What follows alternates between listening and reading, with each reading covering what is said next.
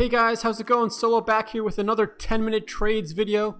Today we're going to be taking a look at Activision Blizzard, ticker symbol ATVI. So let's get right into it. We're looking at the daily chart here on TradingView. So each candle represents 1 day of trading.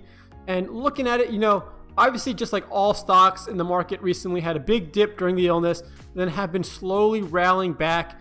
I mean, ATVI is pretty much right at all-time highs, actually hit or broke above all-time highs back in early August, but because of the recent market sell-off, we are back at pretty much pre-illness highs. Really are not setting all-time highs every day like some tickers are, but let's forget about that. Let's just keep zooming in here. You can see recent lows were back in mid to end of March, but ever since then we've been kind of up and to the right. But let's just get right into it, because the first thing I like to do is look at Fibonacci trading levels, and it was tough because if I drew a level from the all-time lows, at least this year, to all-time highs, I wasn't getting good retracements in my opinion. And so I decided, or I settled on this level here, because I did try also selling it from the recent lows back on March 17th to the recent highs on August 6th. And again, it really wasn't a good fit to the data. So I looked at this recent low here on May 27th to the recent high on August 6th. And if I zoom in here, you'll see, I believe this is a better fit of the data. Taking a look right here at this 78.6% Fibonacci level at a price around $83 and some change, you can see that price level is acting as an area of initially resistance and looks like a little bit of support, and then resistance again, most recently on September 22, 23, and pretty much October 1st. And then also taking a look at some of these other fib levels, you can see right here at 38.2 is acting as support. You can see also right here the 50% acting as support, a little bit of resistance here.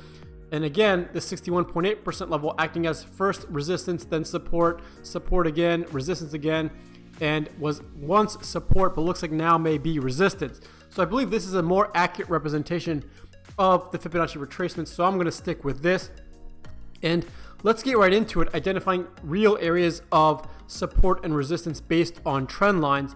So the first area I identified was here at about $75 or a little bit above. And again, this is very close to this 38.2% Fibonacci level, which is just under $75. So I think somewhere $75 plus or minus 50 cents is an area of resistance. Well, what was an area of resistance and now is going to be support because we're trading above that. As we can see, back in mid to late June, there were a bunch of candles that basically tried to trade below it, but could not break below it, and we ended up bouncing up off it. So I believe we're going to keep that as an area of support currently. If we keep working here, I think closer, and I'm going to go rapid fire right now and identify a couple areas of support and resistance, because there is a lot of price action in this trading age right now between the mid 75s and the mid 80s. So within this $10 gap here, I think there are a few areas of support and resistance. A lot of tight trading right now, in my opinion, between 75 and 85, because again, around $76, $77, there's an area of what looks like support here based on this candle here. This candle was actually met with resistance here. Another area of support at about $79, what now is going to become an area of resistance because Friday we closed below that. But you can see a bunch of candles and wicks were bouncing off this level at various time points.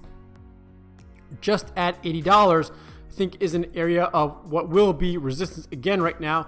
And that's right also where this orange line is, which is the 21-day moving average. The pink line represents the 50-day moving average. So I think right now $80 is probably going to be a stronger area of resistance than $79. I mean, you could probably combine them into one area of resistance, to be honest with you. There's only about a 50 to 75 cent gap between this area. Next, around $82, even almost 82.04-ish, and then mid 82s. One of these two or both or this area is going to act as an area of resistance. I had a hard time deciding which one I wanted to trade off of, because you can go off some of these candles, some of these wicks going back in time, and there's a few times where it bounces off one or the other trend line. Now if I zoom out here, you can see there is really not a lot of historical price data until we go back to 2018, and we're talking July to September 2018. So some of these trend lines do follow through to peaks in July and September of 2018, so 2 years ago. And so they do hold water if we go back in time.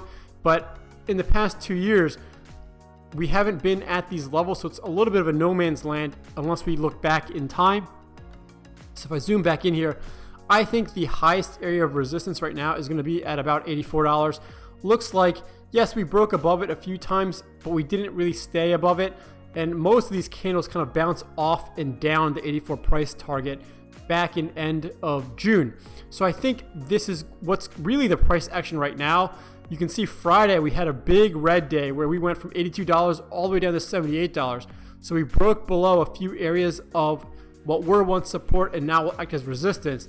So I think right now, based on this technical analysis, we're going to trade between $76, $77, somewhere around that range, and up to about $79. So we'll have to wait and see on Monday, the next trading day, to see if we do break above and trade above basically $80 or higher, or if we're going to trade in the mid to low 70s. I suspect that we are going to trade in the mid to low 70s, and I'll talk about why in a minute. But let's just keep going with some of these trend lines that are a little bit further down that I've identified, again, in rapid fire fashion. So I think, again, there are a few trend lines here back at 72, 68, 64, 65, and about 63. Again, very tight windows here, but if I zoom out a little bit, you can see the 72 level was an area of support here back in May, then acted as resistance up until mid-June.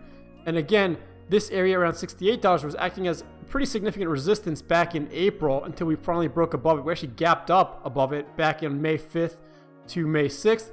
And then about $62 was an area of support here as well for some of these candles back in April. Again, if I zoom out and look at the 2018 data, you can see some of this price action fits. You can see, again, $65, $64 was an area of support, again, back in April of 2018.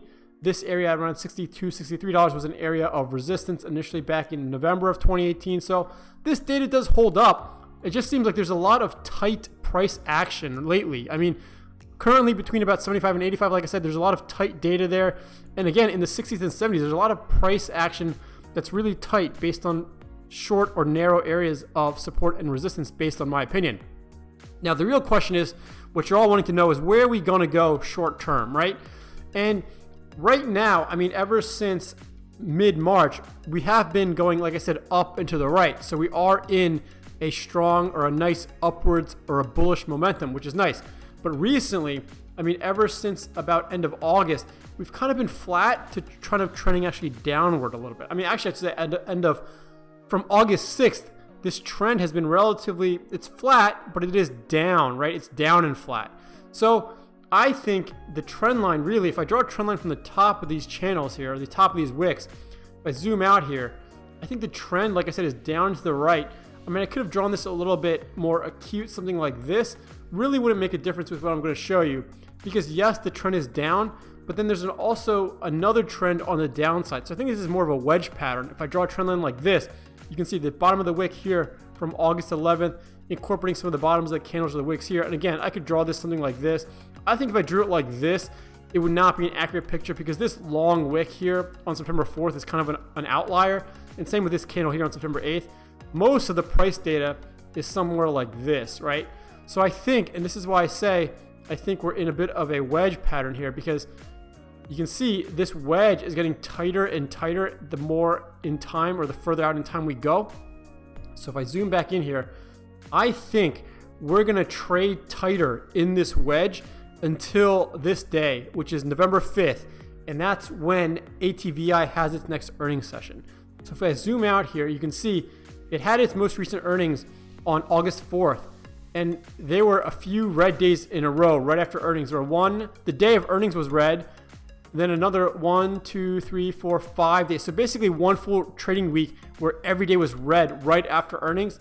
However, if we go back one more earnings session, it had a big green day. I mean, we were green the day of earnings, and then we gapped up the next day. However, we did have an overall red day, but we can see we were trading much higher. And really, this earnings day, or this earnings session, was kind of the catalyst to kind of continue this uptrend here. So now you may be saying, well, maybe they didn't beat earnings. Well, both times they beat earnings. They had an estimate of 0.69 per share, and they beat it by 0.75, but still sold off for a week. This time they beat it even more. they had an estimate of 0.38 and they reported 0.65. So that may have accounted for the stronger bullish move after this earnings session as opposed to this earnings session.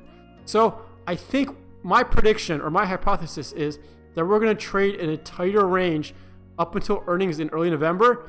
And if it does not blow earnings out of the water, I think we're going to break to the downside and break below this wedge and trade in the mid to low 70s.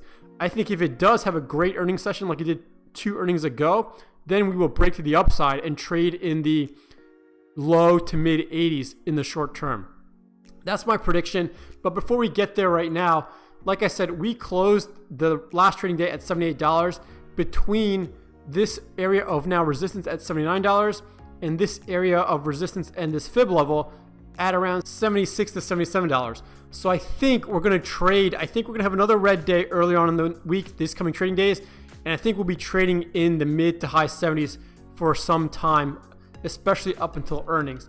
But let me know in the YouTube comments below if you agree or disagree with my technical analysis.